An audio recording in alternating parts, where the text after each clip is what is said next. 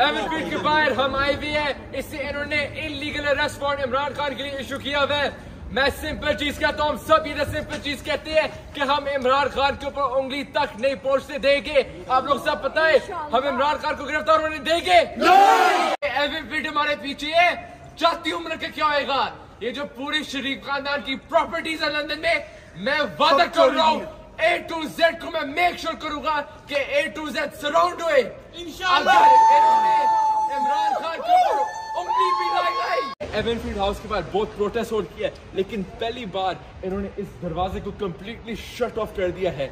ये क्या होने जा रहा है पाकिस्तान में? इनको लगता है कि ये दरवाजा इनको बचाएगा? नहीं, पूरी पाकिस्तानी कौम और पूरे दुनिया में ओवरसीज पाकिस्तानी खड़े होंगे इस माफिया के खिलाफ, और हम इंसाफ पाकिस्तानियों को दिलाएंगे और हम इमरान खान को कुछ भी नहीं होने देंगे।